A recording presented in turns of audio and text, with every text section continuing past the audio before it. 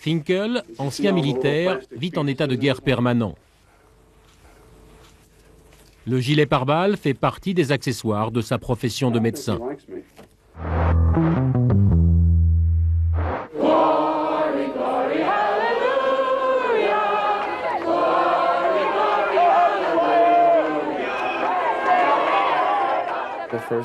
La première fois que la clinique a été occupée, on a vécu ça comme un viol. J'ai déjà été cambriolé, mais là, l'impression était encore plus terrible.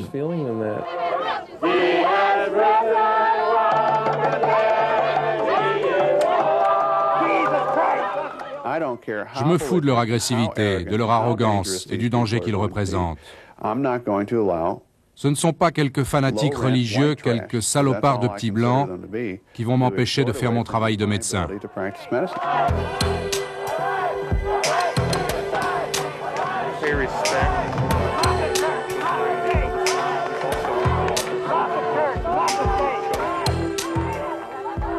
Ils sont tous les jours plus nombreux, bardés de convictions morales et religieuses, encouragés par les sermons des prêcheurs.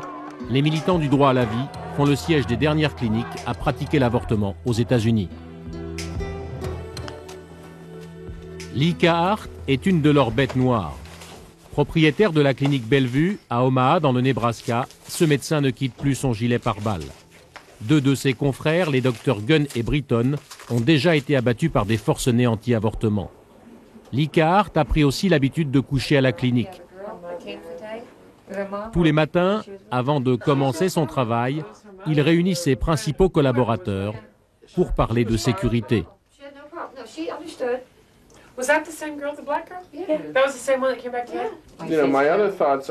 Je pense souvent à ce mur. Par exemple, qu'est-ce qui se passerait si on tirait à travers le mur? C'est juste un mur en plâtre, alors est-ce qu'il résisterait à des balles?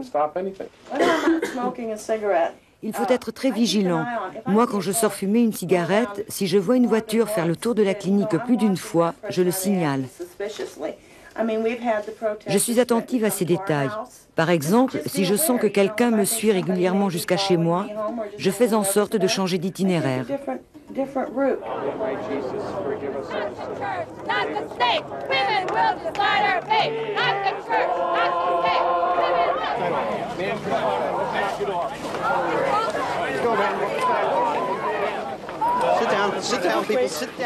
La clinique du docteur Kahart est une clinique en état de siège. À l'extérieur, 24 heures sur 24, 7 jours sur 7, les ultras du mouvement anti-avortement maintiennent leur pression. Le docteur Kahart les filme systématiquement. His birth is in 2 days. Give up this horrendous practice of killing preborn children. Stop the killing. We have good doctors. This doctor's a quack. Please, let us help you. Adopt your little child. Nous avons des caméras pour deux raisons. D'abord parce qu'ils enfreignent la loi et parce qu'ils s'attaquent violemment aux personnes qui se présentent à notre clinique. C'est aussi une méthode de prévention en quelque sorte. Comme ils savent qu'ils sont observés, ils évitent de passer pour ridicules, ils évitent de se laisser aller, de faire des choses qui les mèneraient tout droit en prison.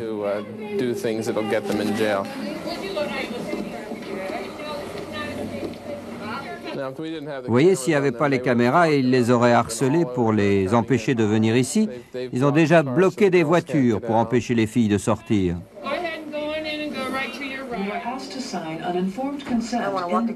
Aux États-Unis, les cliniques pratiquant l'avortement sont de plus en plus rares. Certaines femmes font parfois des centaines de kilomètres pour se rendre à Omaha. À chaque fois, une assistante du docteur Kahart leur expose le détail de l'opération, rendue de plus en plus complexe par les pressions des opposants. Je vais vous poser quelques questions afin de m'assurer que vous êtes sûr de votre décision. Oui, je suis sûre. Je dois tout d'abord vous expliquer la nouvelle méthode. Il s'agit d'une piqûre fétale.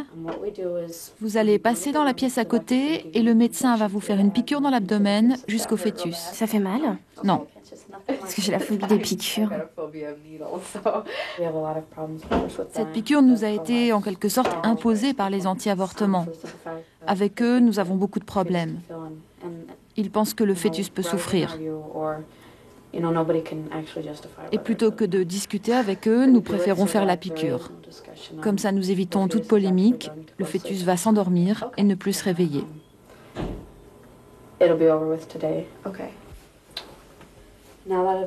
Maintenant que vous êtes au courant, vous souhaitez toujours continuer? Oui. Je me souviens encore du matin où nous avons eu notre première occupation par les anti-avortements. Les étrangers entrent dans une clinique et détruisent tout ce en quoi vous croyiez en tant que médecin. Alors ça vous met en colère et ça vous incite à faire un choix. Ou bien laisser tomber, ou bien devenir plus fort et continuer. Moi, j'ai fait le deuxième choix. Lee Kahart opère jusqu'à 40 femmes par jour. En moins de 10 ans, il estime avoir réalisé plus de 15 000 avortements. Kahart pratique aussi des avortements tardifs sur des femmes enceintes de 6 mois, comme l'autorise une loi du Nebraska. Une raison de plus pour les militants du droit à la vie de harceler celui qu'ils ont surnommé le tueur de bébés.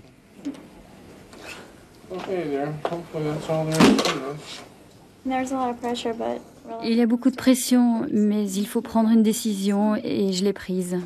Ils peuvent effectivement vous dire ce qu'il faut faire, mais ce n'est pas eux qui devront élever l'enfant.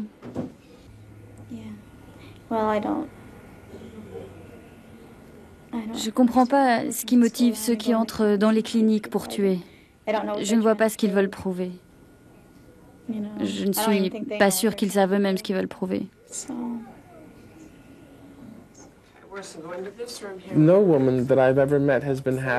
Il n'est facile pour aucune femme de prendre la décision d'avorter. Même pour les victimes de viol ou d'inceste, c'est un déchirement. Un immense chagrin, une perte terrible. Même si elles ne sont pas responsables de leur grossesse, elles sont quand même conscientes de la gravité de la situation et de la décision qu'elles ont prise. Mais elles savent aussi qu'elles ont pris une décision qui les aidera, ainsi que le reste de leur famille, à avoir une vie meilleure. Je n'arrive pas à comprendre comment quelqu'un peut rester debout dans la rue et dire « Nous allons t'aider, garde ton bébé ». Do you smoke? No. Okay. All this is going to do is just help you relax. Yeah, Okay. please. I'm sure Marlo told you that this medicine, first of all, can make you cry. You may wake up being teary-eyed in recovery and have no idea why. Oh, Okay. good. I'll be emotional. No, you may. It happens rarely, but it does happen. The other things are that you need to be aware of is that you're not going to be asleep. You will not probably remember anything, maybe not even me talking to you right now. Okay. All right. Let the party begin. And that may not all be bad. You may be glad not to remember me talking to you. I don't know. Okay, I wear the face shield just for splashing like before. And I got to bring these legs in because you're too small. Turn that light down for 1 minute so I can see the monitor.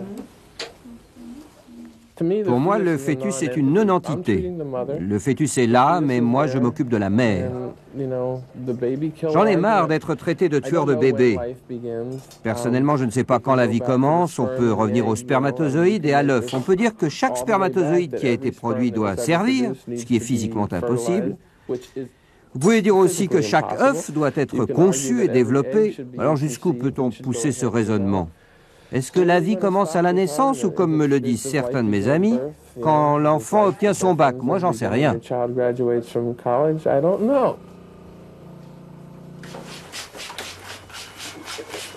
Waking up, Linda? Deep breath. Deep breath.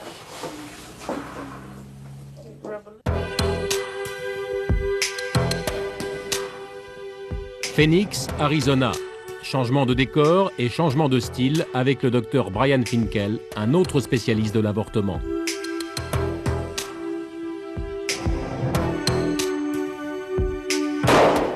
Passionné d'armes à feu, Brian Finkel, 52 ans, s'entraîne au tir 2 fois par semaine et refuse d'être une victime. À la violence, il est prêt à répondre par la violence.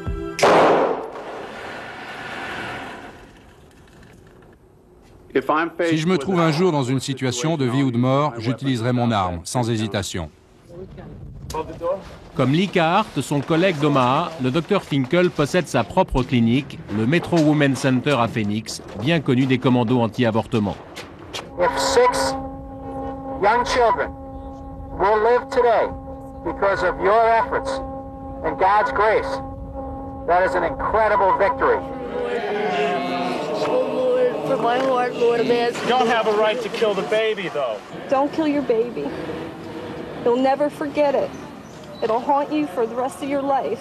If I was 13 years old and I had a baby inside of me and it was alive, go through it for fucking 9 months. Go ahead. You go through it for 9 months and you go through hell afterwards.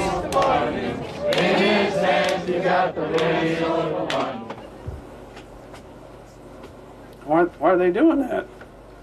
Assiégé dans sa clinique, régulièrement menacé de mort, le Dr Finkel a fait renforcer la sécurité dans tout son établissement.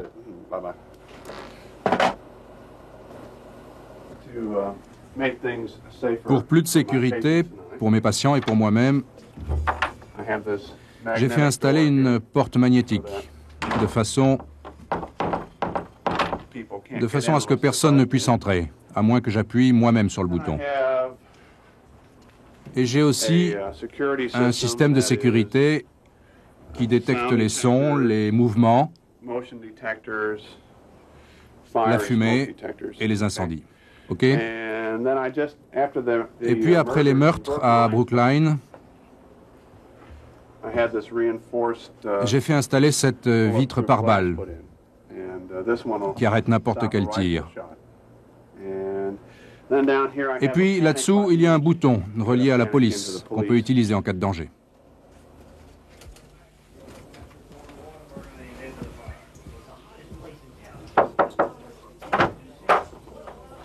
Je trouve inadmissible que les autorités locales et les autorités de l'État n'utilisent pas tous les moyens policiers dont elles disposent pour mettre fin à cette véritable insurrection. Les pressions psychologiques, le racket et la violence des anti-avortements ne sont pas une priorité pour eux. Parce que les responsables de ces crimes ne sont ni des militants noirs, ni des militants islamistes, mais des employés blancs et chrétiens de la classe moyenne. Finkel, ancien militaire, vit en état de guerre permanent. Le gilet pare-balles fait partie des accessoires de sa profession de médecin. Ce gilet pare-balles, il arrête au moins les balles de revolver, même si ça ne me protège pas contre les tirs d'armes automatiques. Si je reçois une balle dans le flanc, ou dans la jambe, ou dans le bas-ventre, alors ce sera la fin de la fête. Vous savez ce qui est arrivé au pauvre Dr Brinton? Ils lui ont délibérément tiré dans la tête parce qu'ils savaient qu'il portait un gilet pare-balles. Alors depuis ce jour-là,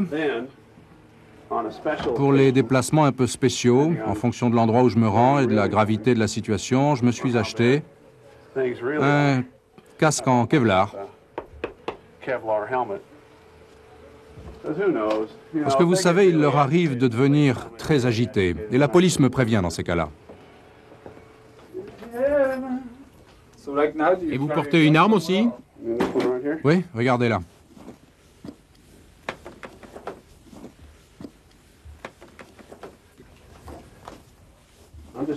Je vais essayer d'arriver jusqu'au parking. Okay. En général, ils vous tirent dessus quand vous êtes à l'extérieur de la clinique. Une fois dans la voiture, je n'aurai plus besoin de mon arme.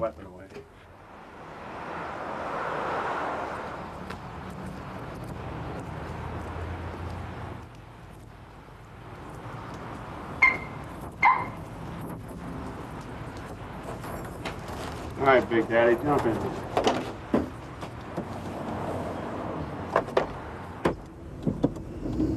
Please don't kill me. Là, c'est dangereux parce que je dois ralentir pour tourner à gauche. Une fois, ils ont fait une descente à mon bureau. Ils ont débarqué à 550 pour manifester. J'avais des gens enchaînés à ma porte par le cou. Il y a eu 200 personnes d'arrêtées. Le même jour, 3 personnes sont entrées par effraction dans mon bureau et m'ont agressé. Ils ont complètement dévasté mon appartement. Ils n'ont aucune pitié et ils sont dangereux, très dangereux.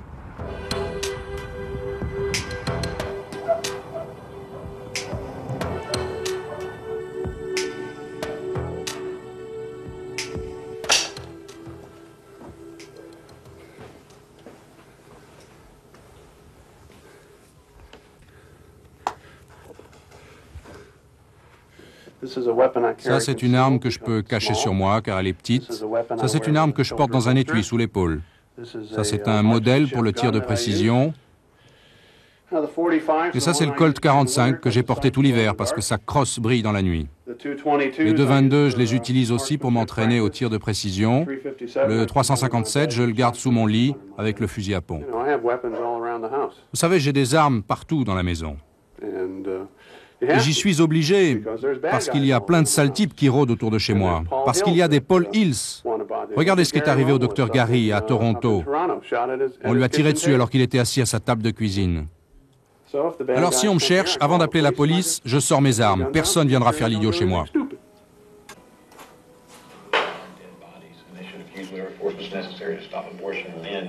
Chez lui, avant le dîner, le docteur Finkel visionne l'interview de Paul Hill, ce croisé anti-avortement meurtrier du docteur Britton et de son assistant. Face à face, deux ennemis, deux conceptions radicalement inconciliables du prix de la vie. Did you know that the doctor had a bulletproof vest on, and that's why you aimed for his head? Yes. As he pulled into the clinic, I passed in front of the truck to make sure was the person I wanted to kill, and once he pulled in, I was shooting directly at his head, and James Barrett was directly between me and John Britton, and that's why James Barrett was killed first. Vous savez, il est comme ces terroristes qui ont détourné le vol d'Air France en Algérie. Leur objectif était d'utiliser la violence, de jouer de la peur pour faire parler d'eux. Et Paul Hill, il n'est pas différent de ces terroristes algériens qui menacent les Français. Comme eux, il utilise la peur pour faire passer son message politique et pour obliger les gens à changer leur mode de vie. What would you say to the families of the people who were killed outside that abortion clinic? I definitely feel good about what I have done and what I am doing. J'ai rencontré Paul Hill lors d'un service religieux à l'occasion du premier anniversaire de la mort du docteur Gunn. Cet homme a été si arrogant, si méprisant, qu'il a interrompu le service funèbre. Il est même venu me voir à l'hôtel. Il était agressif et je me suis vraiment fait plaisir en lui rentrant dedans, verbalement. Parce qu'au fond, ces types, ce sont des trouillards. Ils n'imaginent pas une seconde qu'on va leur tenir tête, parce qu'ils croient qu'on a peur. Et c'est pour ça que je conseille à mes collègues de sortir de leur placard, de leur répondre. Ils doivent réaliser que c'est une guerre des mots, une guerre qu'ils perdront s'ils n'y participent pas.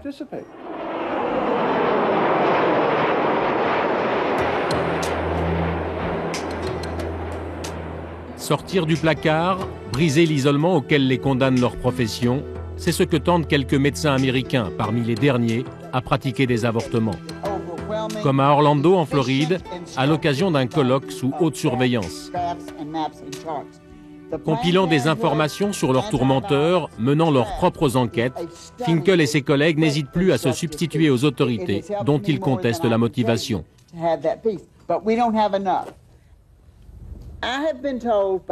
Je me suis laissé dire par un des flics à qui je parle souvent qu'avant, dans les réunions du FBI, quand on parlait des anti-avortements, tout le monde était avachi derrière son bureau.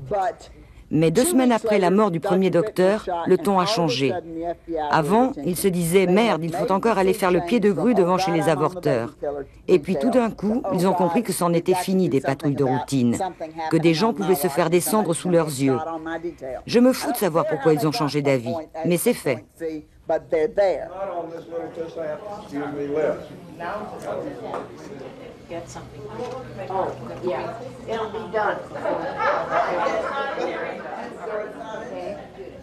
Nous avons commencé en 1992 à dresser une liste des anti-avortements dans le pays.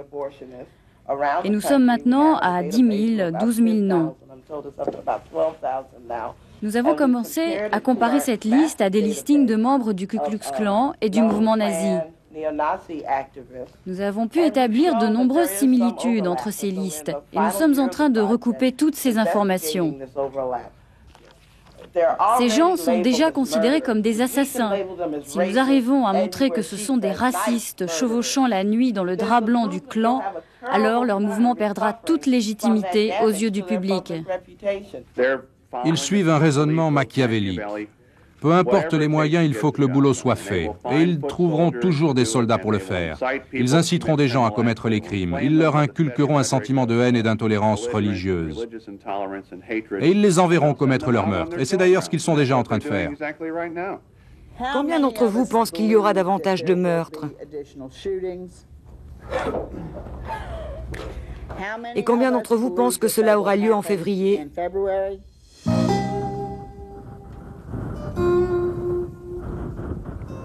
Autrefois, une ferme s'élevait dans ce coin de campagne du Nebraska, le ranch du docteur Cahart avec ses bâtiments, ses écuries et ses corrals. Le 6 septembre 1991, tout a brûlé. Cahart, sa femme et ses enfants n'étaient pas là, mais leurs 14 chevaux ont péri dans les flammes. Le lendemain, l'organisation Right to Life, le droit à la vie, revendiquait l'incendie. On avait tout fait nous-mêmes et c'est dur de voir tout ça disparaître en pensant à toute l'énergie qu'on y a mis et à toute la joie que ça nous a procuré. C'est dur encore aujourd'hui.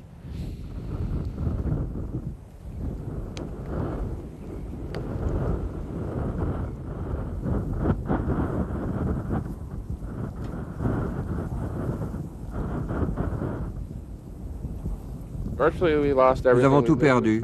Nous avons vécu avec des amis pendant environ 2-3 semaines, puis nous avons emménagé dans un appartement. Une semaine après, les gens du mouvement anti-avortement ont envahi notre appartement. Ils sont entrés par le balcon et ils ont mis des panneaux sur les murs, avorteur égale assassin, Cahart est un assassin. Tout ça a fini par me convaincre que l'avortement allait être le combat de ma vie.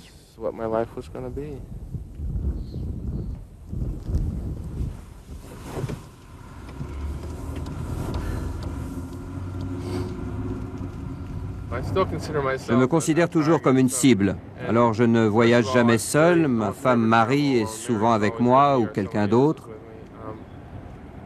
Rien n'est routine, rien n'est établi. On ne se lève jamais au même endroit. Quand on avait l'appartement, on empruntait tous les jours des routes différentes pour aller au bureau. L'important est de faire attention à ce que personne ne roule derrière vous plus de 2 ou 3 minutes. En roulant plus vite ou beaucoup plus lentement que la vitesse autorisée, on s'en rend très vite compte.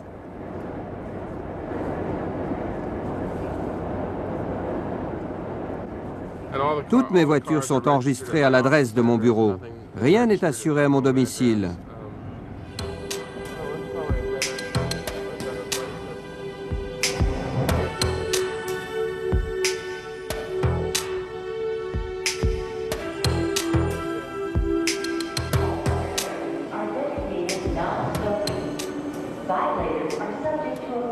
Jusqu'à l'année dernière, pour pallier le manque de médecins, Lee Cahart pratiquait des avortements dans 6 États différents. Parcourant près de 350 000 km par an, il opérait des centaines de femmes, jusqu'à 8 en 1 heure. Coût moyen de l'opération, 2000 francs. Il était à l'époque l'un des médecins les plus menacés des États-Unis. À cette époque, j'avais un emploi du temps complètement dingue. Je pratiquais des avortements dans 6 villes différentes. Je travaillais 7 jours sur 7, comme aujourd'hui d'ailleurs. J'étais dans le Wisconsin le lundi, à Pittsburgh le mardi, à Daytona le mercredi, dans une clinique de l'Ohio le jeudi.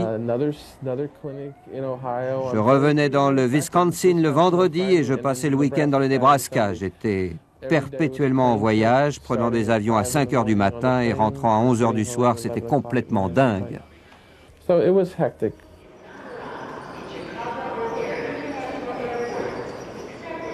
Il y a 6 mois, une crise cardiaque a mis fin à cette frénésie. Désormais, Lee Cahart se partage entre sa clinique d'Omaha et son cabinet médical de Milwaukee, dans le Wisconsin.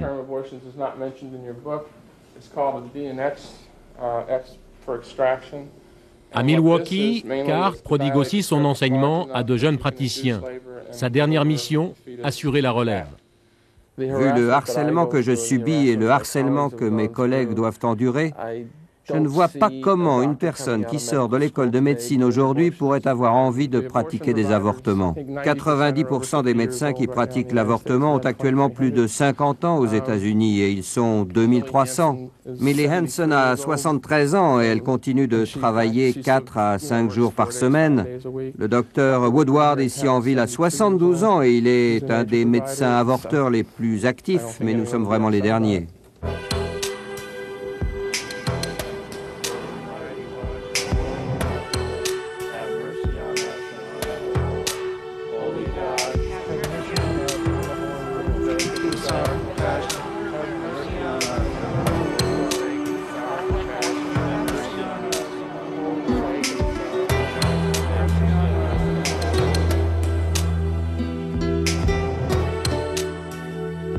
Quelque part sur la côte ouest des États-Unis. Dans le secret d'un appartement, un petit groupe de jeunes femmes écoute avec attention les explications d'une femme plus âgée.